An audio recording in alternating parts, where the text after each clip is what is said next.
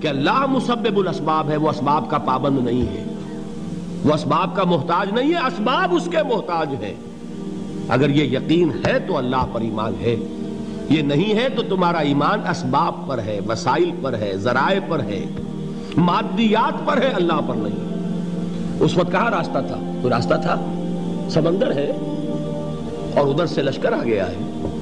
کلا ان معی ربی سیہدین۔ اب دیکھیے ایمان کہہ دینا آسان ہے، ہوا معکم اینما کنتم، جہاں کہیں بھی تم ہوتے ہو اللہ تمہارے ساتھ ہوتا ہے، لیکن اس کا یقین قائم ہو جائے تو زمین و آسمان کا فرق واقع ہو جائے۔ یہی بات ہوئی حضور کے ساتھ۔ غار ہے، چھپے ہوئے ہیں محمد الرسول اللہ اور آپ کے وہ یار غار ابو بکر صدیق رضی اللہ تعالی عنہ۔ اقبال نے حضرت ابو بکر کی شان میں چند اشعار کہے صرف، لیکن واقعہ یہ ہے کہ بھاری بھاری نظموں پر اور قصیدوں پر بھاری ہے، طویل ترین نظمیں اور قصیدے ہوں ان پر بھاری ہے۔ ہمت ابو بکر کی ہمت جو ہے، کشت ملت را جو ابر، جیسے بارش سے کھیتی اپجتی ہے، ابو بکر کی ہمت اور عزیمت اس امت کو اسی طرح سینچنے والی ہے۔ ثانیے اسلام و غار و بدر و قبر،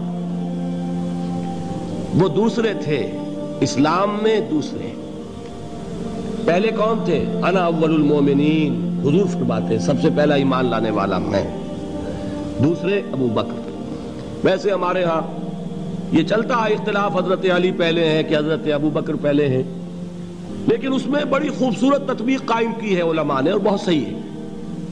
چار کے بارے میں فیصلہ ہی مت کرو کہ کون پہلے ہے، ان کی ایک عجیب تقسیم کر دی ہے۔ آزاد مردوں میں، بالغ مردوں میں سب سے پہلے ابو بکر، بچوں میں سب سے پہلے علی، خواتین میں سب سے پہلے خدیجہ، اور غلاموں میں سب سے پہلے زید ابن حارثہ۔ بڑی پیاری تقسیم ہے، یہ چاروں ہی پہلے ہیں، ہر ایک کے لیے اولیت ہے۔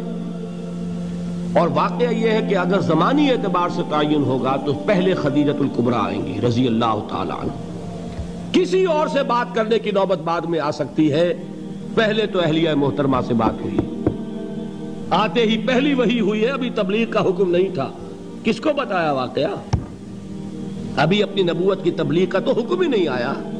واقعہ کس کا ہے؟ وہ خدیجہ کا ہے۔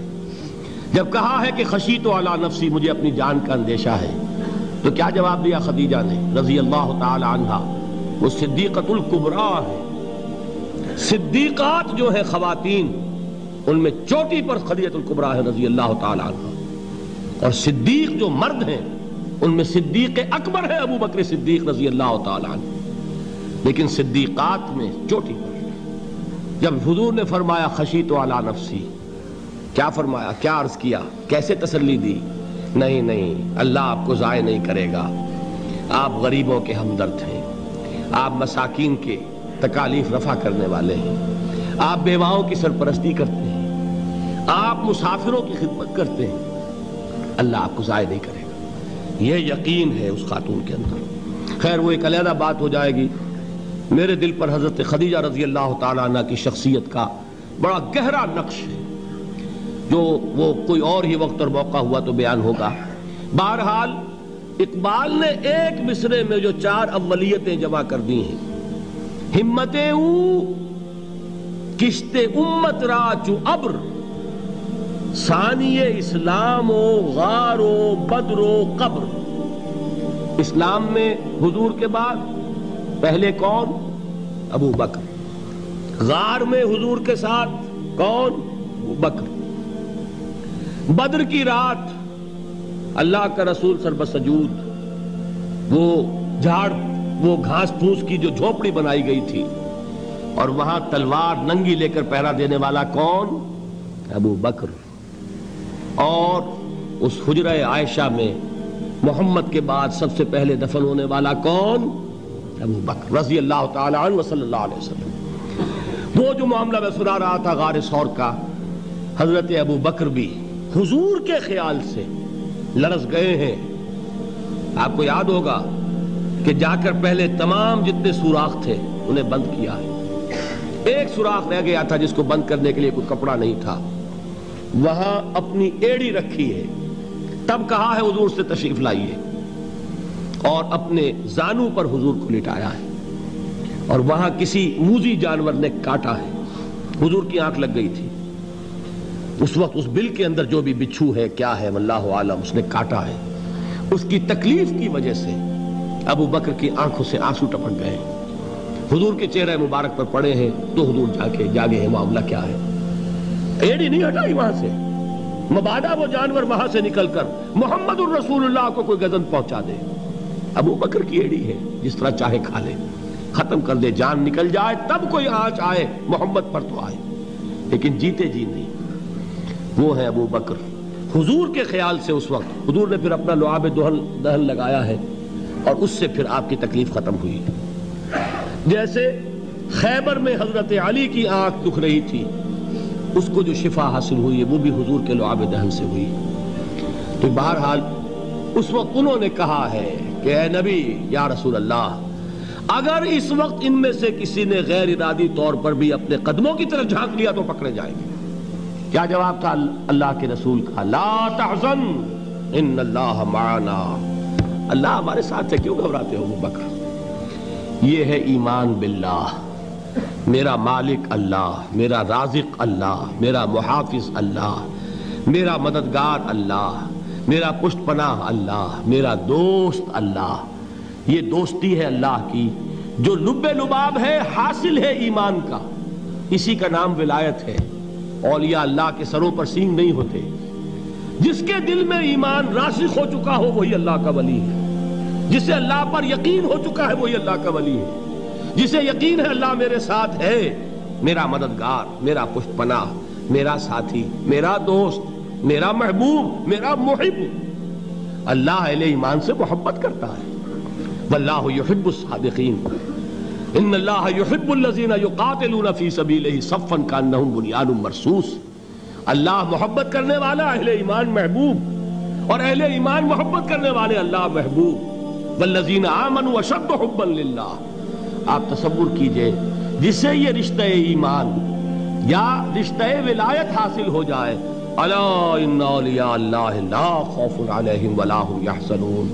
آگاہ ہو جاؤ, اللہ کے دوستوں کے لیے نہ کوئی خوف ہے نہ کوئی حزن ہے. اور میں بیان کر چکا تھا, خوف اور حزن کے خاتمے ہی کا نام امن ہے. زوال خوف, زوال حزن. یہ خوف اور حزن کیوں آتے ہیں بار بار؟ اللہ تخافوا ولا تحزنوا, دونوں آ گئے. الا ان اولیاء اللہ لا خوف علیہم ولا هم یحزنون, پھر وہی دو. وہ کیوں ہے؟ خوف ہوتا ہے کسی مستقبل کی بات کا, یہ نہ ہو جائے, وہ نہ ہو جائے, یہ نقصان نہ پہنچ جائے, یہ تکلیف نہ ہو, یہ غضب نہ آ جائے. خوف ہے مستقبل سے. حزن ہے یہ کیوں ہوا, یہ نہیں ہونا چاہیے تھا, یہ میرا فلاں چیز میرے ہاتھ سے جاتی رہی ہے, فلاں موقع نکل گیا, اب بیٹھے ہوئے ہیں اندر ہی اندر کڑ رہے ہیں, صدمہ ہے اور رنج ہے. اور جو اللہ پر ایمان رکھتا ہے وہ جانتا ہے ما اصاب من مصیبت فی الارض ولا فی انفسکم الا فی کتاب من قبل ان نبرأها ان ذلک علی اللہ یسیر لکی لا تعصوا علی ما فاتکم ولا تفرحوا بما آتاکم واللہ لا يحب كل مختال فخور. اس زمین میں یا تمہاری جانوں میں کوئی تکلیف, کوئی مصیبت نہیں آ سکتی سوائے اس کے کہ جو اللہ نے لکھ دی ہو, اس سے پہلے کہ وہ ظاہر ہو. جس کو یہ حقیقت معلوم ہو گئی اس کو یہ طرز عمل اختیار کرنا چاہیے. جو چیز چھن جائے, جاتی رہے, چھوٹ جائے, اس پر افسوس نہ کرو. کس نے چھینی؟ دوست نے. دوست کے فیصلے پر شکایت. دوستی کو بٹا لگا رہے ہو, سرے تسلیم خم ہے جو مزاج یار میں آئے. اگر دوستی ہے تو پھر تو تمہیں گردن جھکانی چاہیے کہ ہر چہ ساقی ماریخت عین الطافست, جو بھی میرا ساقی میرے پیالے میں ڈال دے اس کا کرم ہے. جو اس کی طرف سے آئے اس پر کوئی رنج نہیں, کوئی صدمہ نہیں, کوئی غم نہیں, کوئی شکایت نہیں, کوئی شکوہ نہیں. اور جو ہوگا وہ اس کے اذن کے بغیر نہیں ہوگا, اور اس کا اذن ہوگا تو یقیناً میرے لیے خیر ہی خیر ہے, چاہے وہ ناگوار شے ہو, بظاہر مجھے اچھی نہ لگ رہی ہو، میری شارٹ سائٹڈنس میں مجھے وہ نظر آ رہی ہے کہ میرے لیے بری ہے، لیکن قرآن نے کہا ہے عَسَىٰ أَن تَكْرَهُوا شَيْئًا وَهُوَ خَيْرٌ لَكُمْ وَعَسَىٰ أَن تُحِبُّوا شَيْئًا وَهُوَ شَرٌّ لَكُمْ وَاللَّهُ يَعْلَمُ وَأَنتُمْ لَا تَعْلَمُونَ۔ ہو سکتا ہے تم کسی چیز کو ناپسند کرو درحال کہ اسی میں تمہارا خیر ہو، اور ہو سکتا ہے تم کسی چیز کو پسند کرو درحال کہ اس میں تمہارا شر ہو۔ اللہ جانتا ہے، تم نہیں جانتے۔ جب مجھے یہ بات معلوم ہو گئی، میں نے اپنا معاملہ اللہ کے حوالے کیا۔ سپردم بے تو مایا خیش را تو دانی حساب کم و بیش را۔ اے رب، جو تو چاہتا ہے وہ ہو، تیرے علم میں جو شے میرے لیے خیر ہے وہ ہو جائے، میری کوئی پسند نہیں، میری کوئی چاہت نہیں، یہ ہے راضی برضائے رب۔ اکبر الہآبادی نے اسے کہا ہے رضائے حق پہ راضی رہ، یہ حرف آرزو کیسا، خدا خالق، خدا مالک، خدا کا حکم تو کیسا۔ جب میں آ گیا بیچ میں، میری پسند، میری مرضی، میری خواہش، میری چاہت، یہی تو شرک ہے۔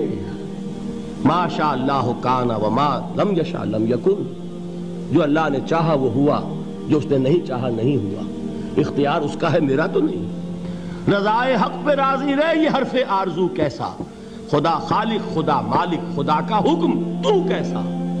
اقبال نے اسے کہا ہے فارسی میں، اب آپ کہیں اس کا ترجمہ بھی کرو تو وہ مجھے ذرا اس وقت کچھ بہت ہی بدذوقی کسی بات نظر آئے گی۔ جائیے پوچھئے کسی سے جسے فارسی آتی ہو۔ بروں کشید ز پیچا کے ہست و بود مرا، چے اقدہا کے مقام رضا کشود مرا۔ مجھے تو تمام پیچ و خم سے نکال دیا اس مقام رضا نے، میں راضی برضائے رب ہوں، جو فیصلہ اس کا میں اس پر راضی۔ تو کہاں کا حزن اور کس کا خوف، یہی زوال حزن اور زوال خوف، یہی ہے امن، یہ نتیجہ ہے ایمان کا۔ تو جان لیجئے یہ ہے لب لباب، یہ ہے حاصل ایمان کا۔ یہ ہے تو ایمان ہے، یہ نہیں ہے تو ایمان نہیں۔